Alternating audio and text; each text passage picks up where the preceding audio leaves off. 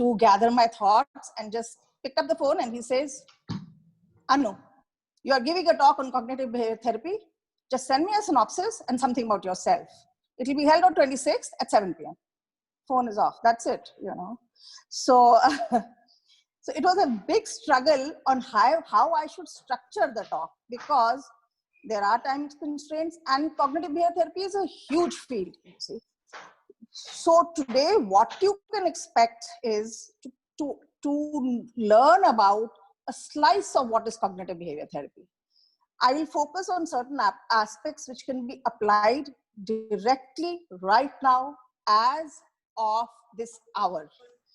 I will also focus on what is practical rather than dispensing the theoretical inputs on cognitive behavior therapy. I will also talk about assertiveness, as it is the cornerstone of cognitive behavior therapy. I will be saying CBT from now onwards, and a great tool in clarifying the framework for CBT. You can also look forward to a lot of real life examples. I somehow have never been able to get the hang of hypothetical examples because they really don't touch the soul. So now, what is cognitive behavior therapy? As you all know, we think, we feel, we behave, and what you may not be knowing is that all of them are related to each other. You see? So what I'm saying is that your thoughts will determine your feelings and your behavior. Now, how did this come about? How did this theory take ground, get recognized? There are many theories which are precursors to CBT, like Ellis's rational emotive behavior therapy. Then currently Podesky and Greenberg are doing a lot of work on it. There are many people who've done work on it. I will not touch upon them in detail. The father of cognitive behavior therapy is Aaron Beck. And when Aaron Beck would deal with his patients in his clinical practice, he found that the patients were talking to themselves. But what they were sharing with him was a fraction of what they were talking to themselves. And suddenly their mood would shift, because they would have, like, a patient would have said to herself, oh, the doctor is not listening very attentively. It's quite possible that he's passing a judgment on what I have said. And because he's done that, now my mood is off. I'm very angry. I came here to a therapist and he's judgmental. And the patient's mood will shift and their behavior will shift. Dr. Beck is privy to what the patient is talking to himself or herself. So when he realized that the patients have an internal with them and are not reporting that dialogue, but it is affecting the way they are looking at things, he started calling these thoughts automatic thoughts. I don't know how many of you are aware that in a day, we have anything between 50,000 to 60,000 thoughts. Now, just imagine if 50 to 60,000 thoughts we were consciously aware of, what would happen to us? So thankfully, in a way, we go through so many thoughts and we are not aware of those thoughts. That is how we are able to manage to run our day and our lives. What he did was, after calling them automatic thoughts, he also observed that there were certain thoughts which had a huge emotional charge for the patient. And this emotional charge depended on how much of emotional reactivity the person felt for that thought. He called these hot thoughts. So we are looking at patients who are unaware of their self-talk. If a person is upset, the thoughts are negative, they are not helpful, and they are not realistic. Here, Beck realized that there was a link between thoughts and feelings, and it was very important. He called this cognitive therapy, as it placed so much emphasis on thinking. Because cognitive therapy employed so many behavioral techniques, subsequently, cognitive behavior therapy is the name which was given to CBT. The crux of CBT is your negative thoughts. Everybody has negative thoughts. during the day. You may be very aware of CBT. You may be a practitioner of CBT. You will still have negative thoughts. So the negative thoughts are not about the events. They are about the messages, the meanings which we attach to the events, which we find upsetting. So if our thoughts are negative, we will fail to see evidence which is contradicting the thought. We will only subconsciously gather evidence which is in line with what we are thinking. Sorry. Now, this also has to do, I'm going to use some terminology and later on I'll connect every one of it that I'm using. This also has to do with your core beliefs. What are these core beliefs? These are central beliefs which we hold about ourselves, about others, about our world. And they are formed during our childhood. So he used cognitive behavior therapy initially only for depressed patients. For the purpose of this talk, we are not addressing clinical depression. We are only talking about feelings of being, low feeling, about bouts of depression, sadness, which evidence, research suggests we can easily handle with our own efforts in self-improvement. I repeat, we are not looking at chronic clinical depression because that may be requiring a psychiatric or therapeutic intervention, and we may not be equipped to do that. When we are going through a bout, a temporary feeling which is derailing us, we can ourselves use cognitive behavior therapy, and we will definitely see improvement in what we are doing. He came across and coined something called, this is Beck, a cognitive triad. And what is a cognitive triad? A cognitive triad is a negative feeling about yourself. This is a triangle. So on the top, there is a negative feeling about yourself. One side is negative feeling about others, and negative, which is actually the world, other people, the world, and about the future. And now, how is this going to work? What are the examples of this, you see? So this has to do with your core beliefs, the cognitive triad, and your core beliefs about yourself would be around 3 types. These 3 types are helpless core beliefs. I'm incompetent, I'm needy, I'm a failure, I don't measure up. Unlovable core beliefs. I am unlovable, I am different, I will be rejected. Worthless core beliefs. I am no good, I am bad, I'm worthless, I'm evil. And what are the core beliefs about others? People can't be trusted. People take advantage of others. Everyone disappoints me. And what are the core beliefs about the world? The world is a harsh and unforgiving place. So with these core beliefs, you can imagine what a person will be thinking and how he is going to, approach the world around him. So from where do these negative core beliefs originate? From our childhood experiences.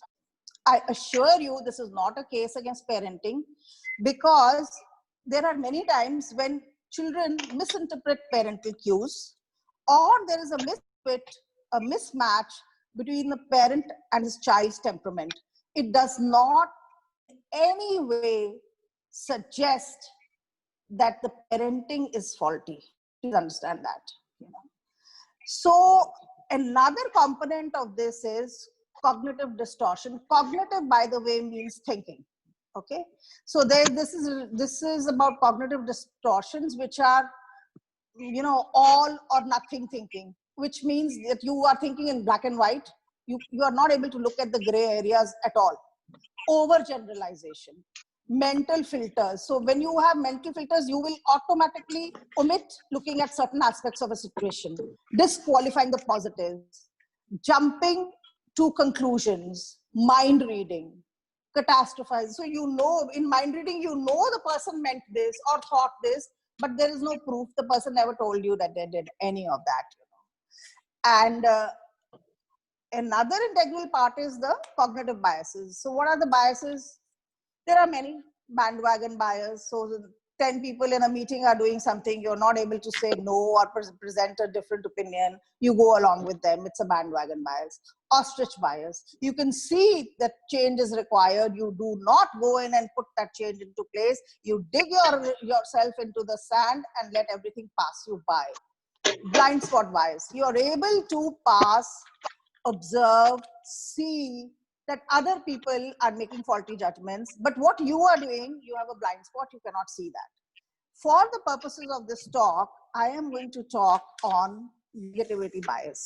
To me, this bias has huge scope where you can make a change and do something called reframing, So this is about our frame of reference. And we use a technique called reframing to adjust this bias. So I'm sure you'll agree that we are able to identify, dwell on, talk of insults more often than compliments. Unpleasant events will stay with us more often than pleasant ones. We focus on negative aspects of things more often than positive ones. And the biggest challenge to us is how to overcome the negative self-talk associated with the negativity bias. I'm going to give you an example over here, which I'm going to link with certain real life experiences so that you understand it better.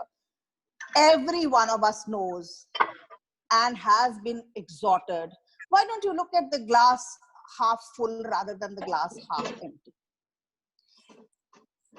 It stops there, no? Nobody explains anything beyond that to you, right? Now, what is a glass half full? It is a gain. What is a glass half empty? It is a loss. We are conditioned to identify and recall losses more than gains. I will explain to you with the help of an example. I wrote a book on some communities in Chennai, which was published last year. It was released last year. I had a beautiful experience in, collecting the data for that book. Whoever I approached initially in the early days was so welcoming. I made so many friends who I'm still in touch with, and people so much appreciated the fact that somebody had taken the trouble of documenting their community. And I mean, I had people who came to my house and, dropped off very precious photographs and documents. They put me on to other people. I had a lady who suddenly called up and said, I have found 2 photographs from 1962. Please send somebody to collect it. I'm in, in your premises. So to me, writing was such a pleasurable experience, which I shared even when the book was released, that it was so enjoyable. I met people who were so encouraging, who gave me so much joy when I wrote the book. Now I used the lockdown and started work on my second book. So what was, it was not that there were people who were reticent or unhelpful when I wrote my first book, but my experiences started on a very, very positive note. And I was always able, my self-talk was always, oh, this is just a one-off thing, look at them, so-and-so, they did this, they did this, they did that. So I never even kind of accumulated the negative experiences because the positives were so great. Now, this book is not like the first book. The communities are different. And even though I was aware I will have some difficulty in data collection in these communities, it has been really a case of the glass, half empty for me. They don't stay on the phone long enough. They don't keep to the timings when they're talking to you.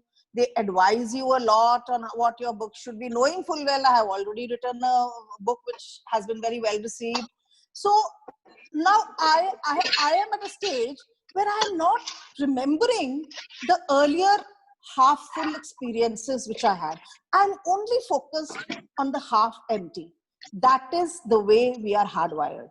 We are hardwired to focus on losses. We are not hardwired to focus on gains. I will give you another example. If a person's research paper which they send to for publication is rejected, subsequently 3 research papers are accepted. Their focus is only on the one which was rejected. During the lockdown, I'm staying alone, and so many people reached out to me, to check out on me. But I was expecting my sister-in-law to call me. I'm fond of her, I'm close to her, and she did not call. I was so consumed with this loss that, my God, how can she not call? Even her mother called and she's not called. It went on for days. One fine morning, I told myself, what are you doing? Where is your acknowledgement that 5 of your participants you have not seen in 20 years took the trouble to call you up? Where is your gratitude? Ritika Dhingra, I don't know if Ritika is here or not. Ritika would call me every morning. If she knew I had not slept well the previous night, next morning, 8 a.m., there will be a call from her that I'm so concerned. I want to know, how did you sleep well? Did you sleep well or you did not sleep well? I had a friend call who said that I'm going to come to your house just to check how you're living. Are you eating well? Are you living properly? Now, why I was not connecting to all this? Why I was only focused on the fact that my sister-in-law did not call me? And I kid you not, it consumed me for a pretty long time till I sat down and made a list of all the people who had called me, all the people who had inquired of me, all the people who continued calling me on a very regular basis to check on me. I will be very honest and say, it is not that I forgot that my sister-in-law did not call me, but I was able to, how should I say, gain a lot of solace, a lot of support from the fact that the other people called me, which I was not doing earlier, you see. So this is what is loss versus gain bias. This is what reframing, getting yourself a new frame of reference using cognitive behavior therapy will help you, not in minimizing the loss only, but help you in looking at the gains also. I would also recommend, I did ask you to bring a paper with you. I hope you have that. You can note down this, YouTube, Alison Ledgerwood's YouTube. She talks at length about it, and it's pretty good to understand cognitive behavior therapy. You can also use that paper and pencil and make 7 vertical columns. We are going to do a small exercise in seeing how cognitive behavior therapy works. First column, situation. Next column, thought. Third column, behavior supporting that thought. Fourth column, mood. Fifth column, behavior not supporting the thought. Sixth column, more balanced thoughts. Seventh column, mood. I repeat, situation, thought, behavior supporting, mood, behavior supporting the thought, behavior not supporting the thought, more balanced thought, and your mood. Now, I'll give you 5 minutes to think of a hot situation, something which had a lot of emotional charge for you. You put that situation, the when, what, how, and then the thoughts which accompanied it, and then you fill all the columns. These are not to be shared with anybody over here. These are only meant for your personal consumption, but you will get the crux of what we have discussed up till now.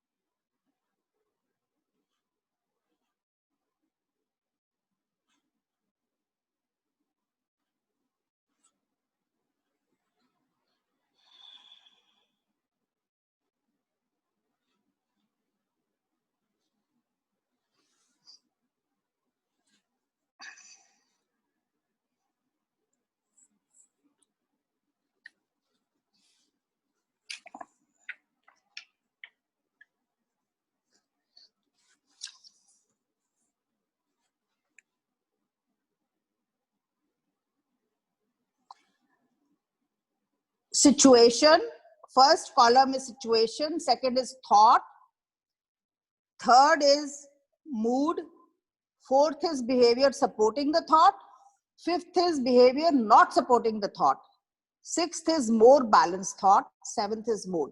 So situation.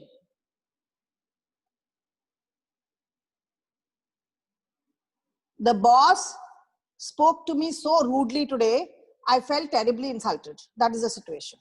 What is the thought? What does he think of himself? He has cronies there. He has favorites there. That's all he seems to be, interested in. And he has selected me for discrimination. This is unfair. This cannot go on. What is the behavior supporting the thought? He did it today. He called me separately to his room. He was also not very inclined to give me a favorable rating on the appraisal. This is behavior supporting the thought. And what is the mood? 80% anger. I hope all of you are agreeing with me on this as of now. Now, what is the non-supporting thought? Day before, out of 30 people, he selected only me to make a presentation. He could have done the presentation himself. I came up with an idea which others were very reluctant to support, but he immediately interjected and said, can you make a proper proposal and send it to me? He did not reject it outright. The others were so reluctant, but he was not. He accepted it. When I was sick in hospital, he came to see me twice in one day, just out of concern. He did not have to do it. When my daughter came first in her exam, he sent her a very personalized gift. Now, can you tell me what is a more balanced thought for what he did today? He's human. He's under a lot of pressure. The unit has seen so many losses. This was not personally directed at me. This is just his own concern for everybody's welfare coming out. I can let it go. It is really, compared to what all he does, this is a small thing which I can ignore. Now what is the mood? So who's done all this for us? For him? Or when we use it for ourselves like the way you're doing now, who did it for us? We did it for ourselves. Now, I used to find that most of the activities in cognitive behavior therapy are highly dependent on structure. You need a paper and pencil to get it done. You need to put everything down on a structure, otherwise it won't work. So during my training programs, I designed something called a thought clock. THOUGHT clock. The thought clock can be used anywhere. You're driving in your car and something comes to you, and instead of ruminating over it for hours on end, you can immediately anchor your first thought at 12 o'clock. Now you start looking evidence which is not supporting the thought. So you will be able to put yourself in a better mood within a few minutes, rather than waiting to find a paper and pencil and then getting onto a more balanced thought mode. So like I said, it is called the thought clock. It is a visualization, and it really does a world of good, even if you are on your own, do not have access to a structured paper and pencil approach. The cornerstone of cognitive behavior therapy is assertiveness, and is very beneficial to understand the concepts of assertiveness, because CBT is more available to us, easily available to us, once we know assertiveness. So what is assertiveness? I'm very, very surprised in my workshops that the concept of assertiveness for people depends on what they believe in. If they believe in aggressiveness, then they will say that getting my own way, making sure people understand what they should be doing, this to them is assertiveness. And People who are submissive will be saying, if I'm allowed to do this, it is assertive. You know? So the understanding of assertiveness, even in your day-to-day life, is very highly dependent on whether you yourself are assertive, aggressive, or submissive. An easy way to identify the three states is a person who always likes his will to prevail, uses expanding body language. Expanding body language means that the body language is threatening, is larger than what his own size is. He points a finger. He talks in a menacing manner. There is a veiled threat. These are all hallmarks of an aggressive individual. A submissive person is not able to stand up for himself and allows people to manipulate him to use him. So who is an assertive person? I'm going to use certain terminologies, simple ones from everyday use, to anchor these particular interpersonal styles. An aggressive person is like a steamroller. He flattens everyone who comes in his way. A submissive person is like a doormat. Everyone walks all over him. An assertive person is like a pillar. When you hit your head against a pillar, whom do you blame? Yourself. So when people come to disappointment or grief, we're dealing with an assertive person, they know this, that it is because of them and not because of the other. That is the hallmark of assertiveness. Person stands up for his rights in a way in which he does not offend people. He stands up for himself. The likelihood of what he wants is high. And there's another fourth category. It's called passive aggressive person. So this passive aggressive person looks like a submissive person, but when you deal with him, you come to what exactly is happening to you, and nobody else knows what's happening to you except the person who's going through passive aggression. So this person is like a doormat with spikes. So from far they look submissive, but when you deal with them, they are prickly, they hurt. The core of assertiveness is rights. And what is a right? A right is your entitlement, what is due to you.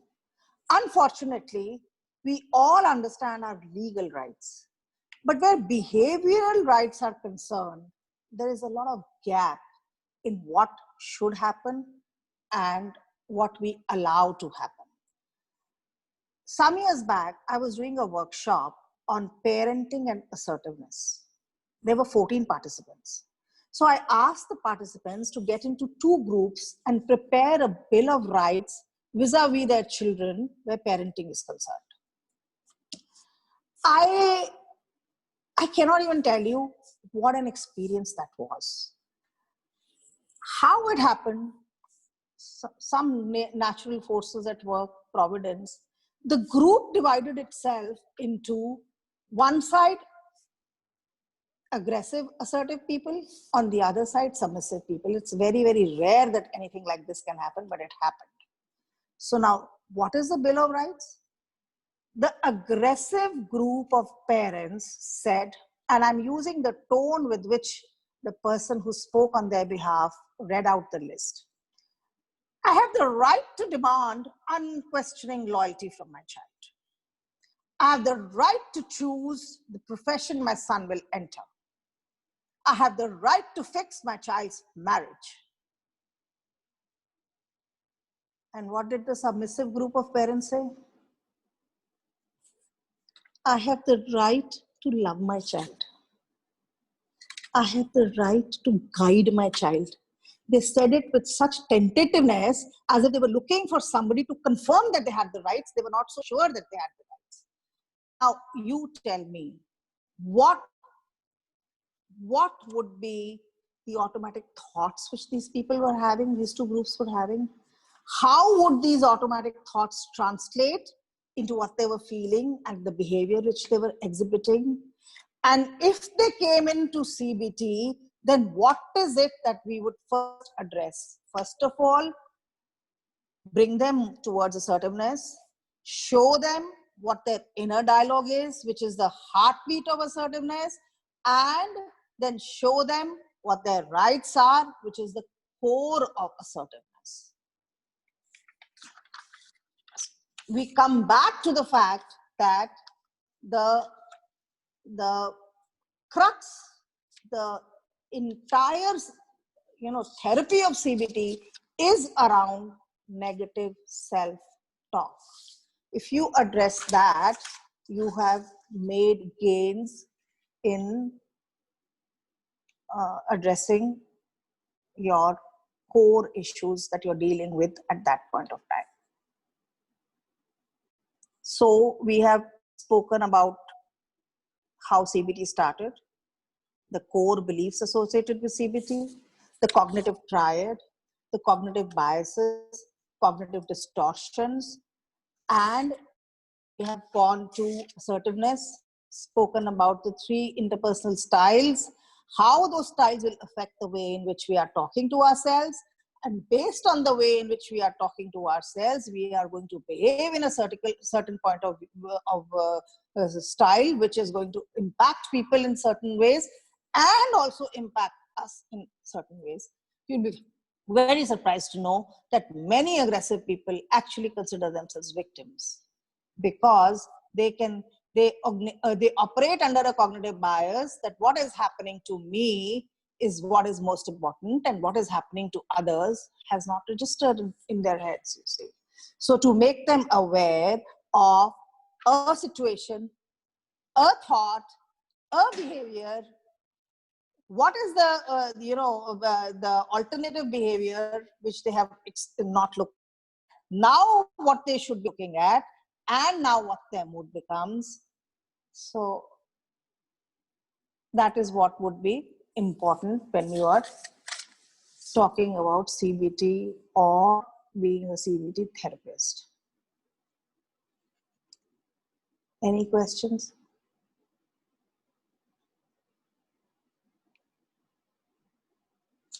Ladies and gentlemen, I think Anu's... Anybody has questions? If any of you have questions, Anu will be happy to answer any question that you have on cognitive behavioral therapy or anything that she has spoken about.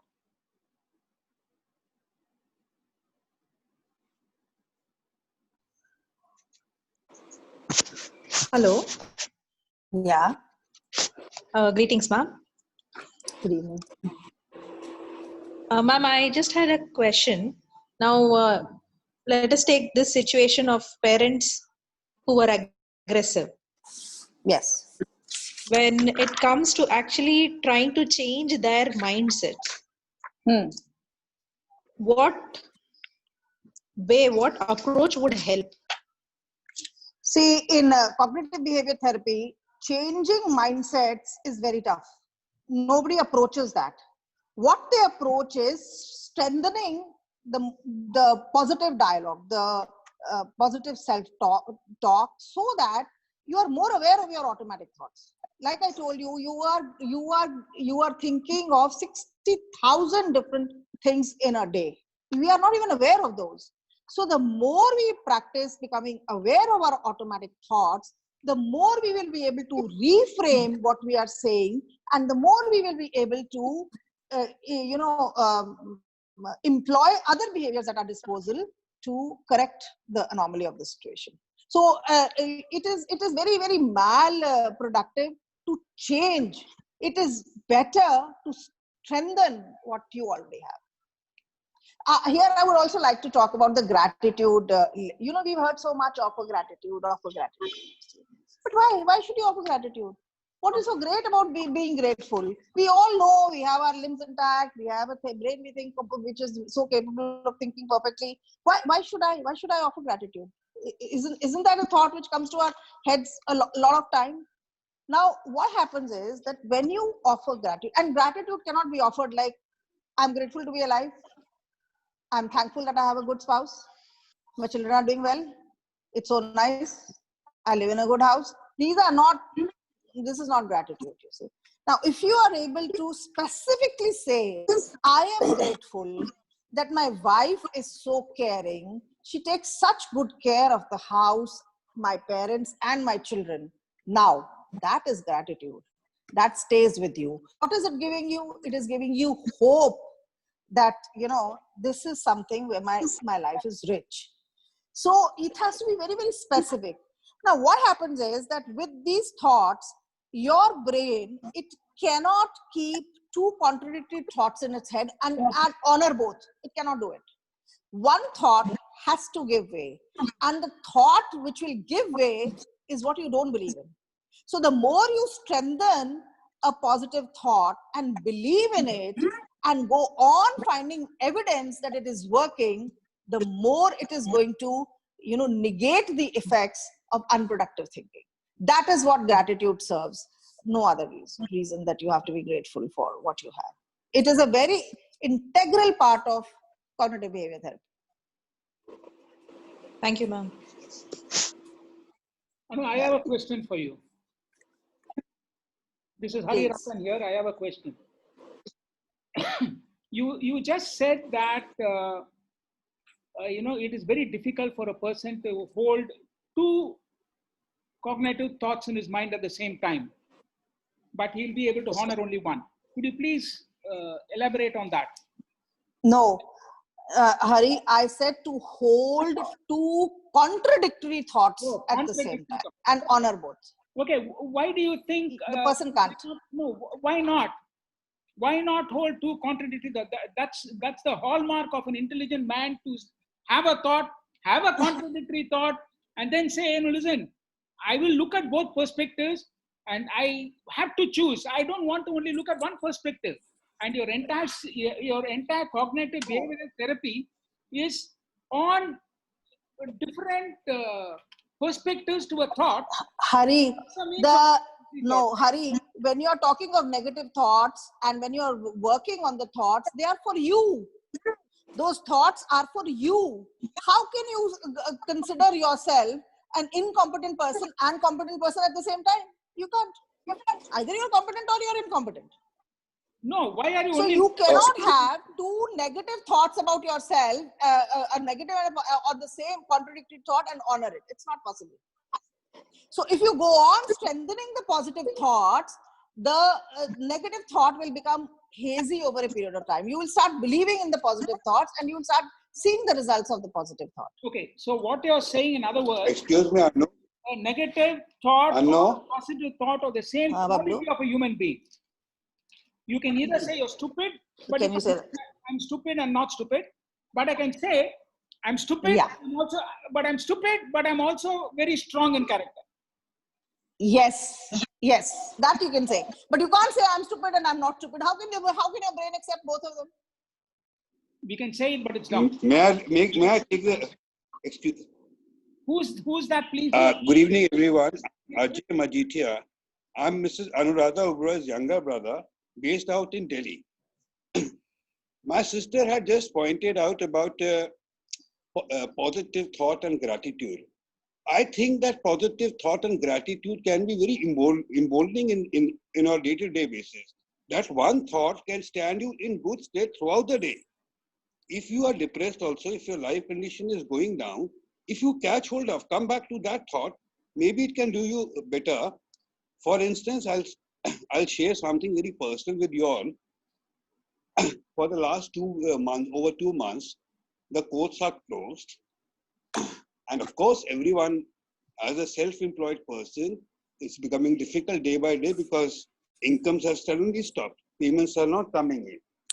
So the other day, I received a message on WhatsApp from my sister, Dr. Oberoi, that if you need money, let me know and I'll transfer it. I will read with the reason that, yes, she is related to me, but the very fact that it came from her, she has offered. I'm not entitled. She does not owe anything to me, but the very fact that she had offered, I have been thinking about it. I have just been somehow I tend to go I'm very inconsistent. I become sedentary if things are not working in my favor. Otherwise, I'm becoming inactive. So that very thought that my sister is there with me, if I have anything, I don't even have to ask from my friends or anyone. My sister can help me. Really, it is what gratitude I can say.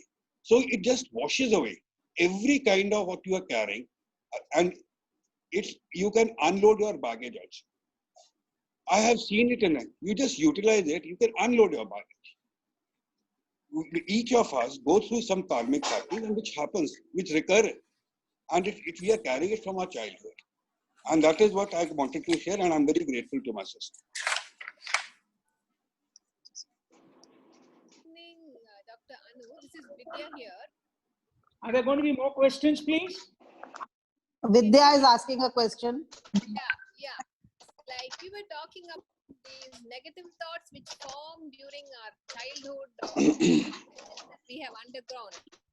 How do you get rid of these negative fears and emotions which transform to reality at some point of your life? Now, if they are, if you see, I'm not going to be able to say. I have a question. This is Prabha. May I ask? Prabha, 1 minute. I'll just finish with Vidya's, then I'll come to yours, Prabha. Vidya, it is the only consistent way of dealing with persistent negative thoughts is to teach yourself to look for evidence which is counter to the thought which you're having. It is a slow process. It takes a while, but it works beautifully. The more you become aware of what is, and you see, when we are angry, how we think, he or she always does this to me. They can never change the way they are. This is the way we think, and because it is automatic, we don't even dwell on it. But somewhere it is strengthening whatever we are thinking of. It is strengthening within us, you see. Now, when you catch yourself thinking in a particular way, which is just creating a sense of hopelessness, you start looking for counter evidence. There will be plenty, because people do not come as either all lacking or all endowed. They don't come like that, you see. They come in shades, they come in variations, and it is up to us to deal with our negative thoughts and bring about a sense of balance in our lives, you see. A very easy way, I shouldn't say easy, actually it's a very difficult way, it's a very tedious way. It's easy because you identify and commit to doing it. To handling what happened to you in childhood is, first of all, you have to, I heard this very, very beautiful expression from somebody. It has stayed with me and it has worked in my favor because it was so simple. The young girl, and she says, you don't have to, the only way is forgiveness. You don't have to condone what they did to you. You have to acknowledge what they did to you and let it go. I hope you understand what actually, and this is textbook theory also. This is what a therapist will work with you also. He will go on urging you please create a list of the harm was done to you or perceived to have been done for you, and forgive. There is, and believe me, forgiveness is very gentle on you because it rids you of the pain. A friend of mine, I don't know if Ritika Dhingra is here, she will vouch for what I'm saying. A friend of mine died a couple of years ago. She had harmed many of us.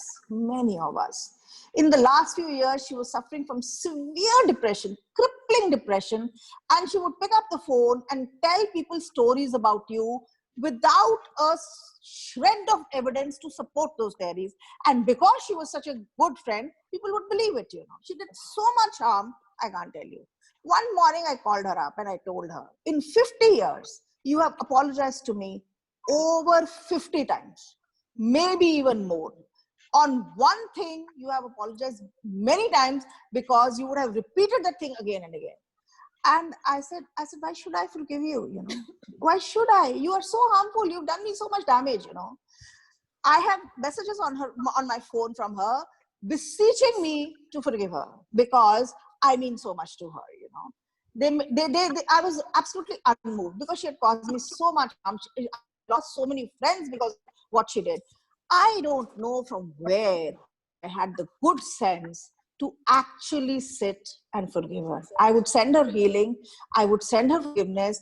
I would tell her, I don't know where our karma is connected.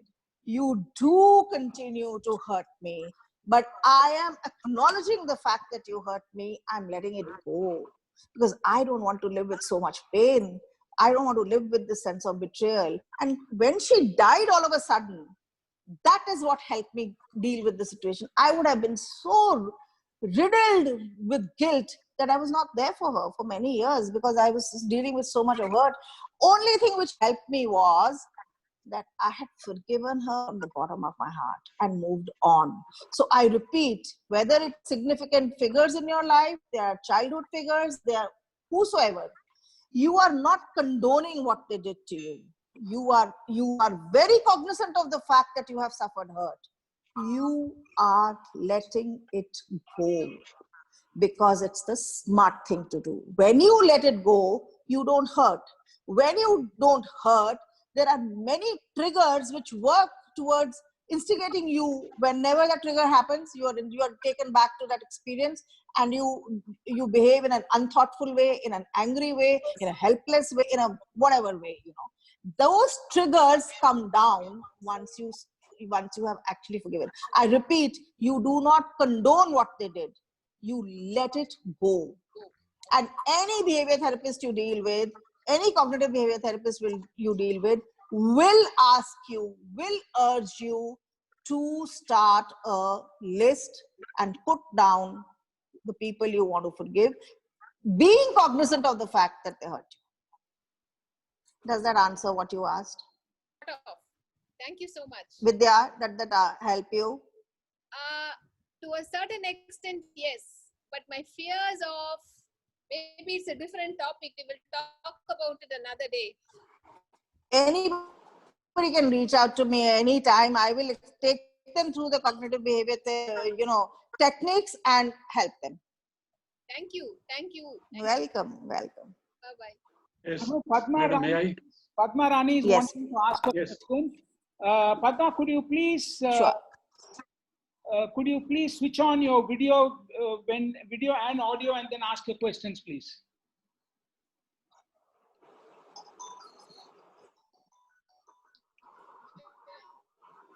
Hi, Anu. Hi. Switch on your video, please.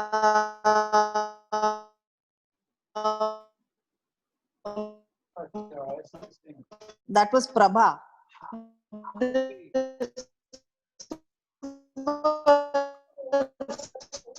Would you like to type your question in the chat box? The question that gentleman asked you, that yeah, my video is on, I think. Yeah. And this is regarding that contradictory thoughts. Yeah. Excuse me, there are too many people. Prabha. You were talking. Hello. Some of you have your TV on. Anu, maybe I will reach out to you later. Hello. Hello. Yeah. Hari, I think that you have to mute the others so that we can hear her question. Anyway, okay, thank you very much. Ladies and gentlemen, I have for the moment muted everyone because there was a lot of disturbance. I am very sorry. But if you are going to start talking, please ensure that there are no televisions and no background noise. Please switch on the video when you talk so that we are aware as to who's talking, and also turn on your microphone so that we can all listen to your questions. Thank you very much. Please go ahead. And when you ask your question, please identify yourself. Padma Rani, you can start.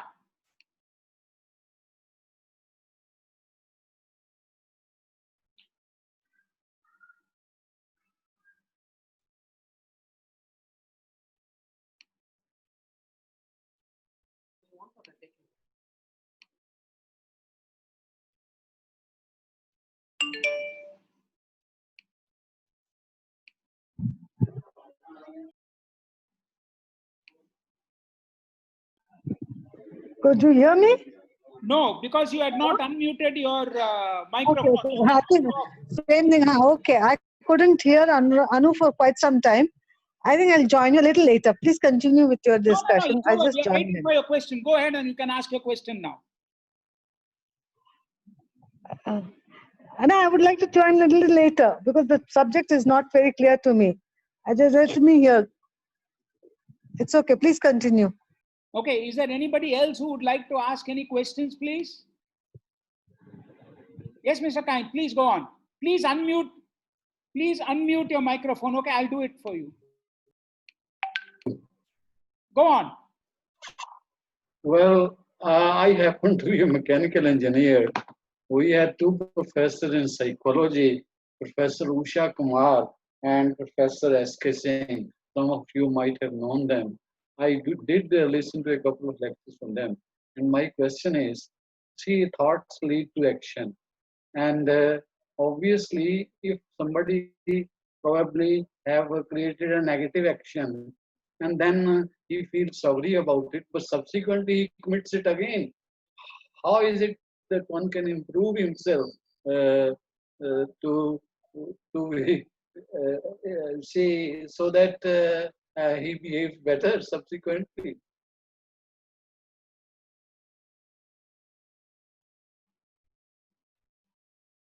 Anu, you please wait. You need to unmute your phone. Wait a minute. Okay, go on. Can you hear me now? Yes? Yes. Yeah. So that question you asked is very pertinent because, and here I would also like to mention that people who are in the self-help profession or in the profession of helping others also go through the same challenges which other people do. So they will all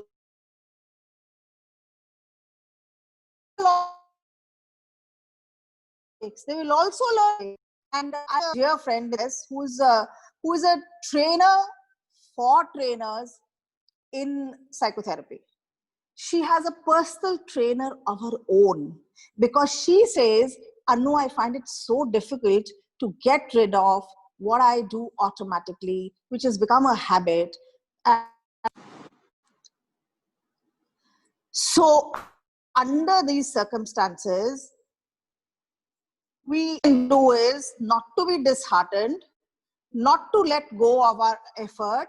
Like I told you, you continue finding contrary evidence, continue finding reasons why your thinking is black and white, or you are missing the gray areas, what could work, what couldn't. It should be very realistic. Believe me, there are hopeless situations too, I don't deny it, but there are many situations which are flawed only because of the way in which we are looking at them. So once we start changing the way we are looking at the things, we will know that we have a great 360-degree view of the situation when we finally took that decision, rather than based on some heated moment thought what is right, always, never. This person can never change. This person has always hurt me. This person bring me grief. They are beyond redemption. When we are going to think like that, then we are going to take our behavior, our feelings are going to get charged with that kind of thought. Now again, let us look at traffic. Have you seen people who see there's a traffic jam, they go on honking, they go get out of their car, they bang somebody's bonnet, they do all sorts of things. You see, what is happening there? A sense of entitlement. I need to go home. It is 7. This is inconveniencing me. How dare somebody park his lorry like this in the middle of the road and cause so much damage? This is absolutely unjustified. Now there's another person who says, there are 30 cars ahead of me. I'm not going to be able to do anything about this. I have this nice, clip on meditation, on old Hindi songs, on old Western classics. Let me just spend 15 minutes enjoying this. When this is done, I'm going to go home. 15 minutes is not going to make a change in my life. Now tell me what this person will behave like and what that person will behave like. And why is their behavior different? It's because they are thinking of and looking at the situation differently. So our thoughts are crucial. Our thoughts are critical. And as I have already told you, the best of us will also answer instinctively, will also react instinctively. And only when we practice, looking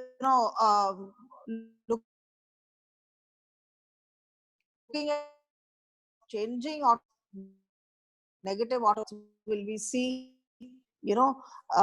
something to look for. By the way, the triad I spoke of, negatively looking at yourself, negatively looking at the world, and negatively looking at the future, this was given by Aaron Beck only for depressive patients. Cognitive behavior therapy started only for treating depression, and research shows it is as helpful as medicines given to you by a qualified psychiatrist in dealing with depression. So its efficacy has been proved. It's very, very good in dealing with anxiety and depression for sure. It's good in anger management. It's good in many things. The only limitations are it is structured. You have to follow a structure, and it is something which cannot be done today and not done tomorrow. It cannot work. You have to be very committed to working on your thoughts, to replacing them with something more hopeful, something more positive. Otherwise, it's not going to work. It's not going to work.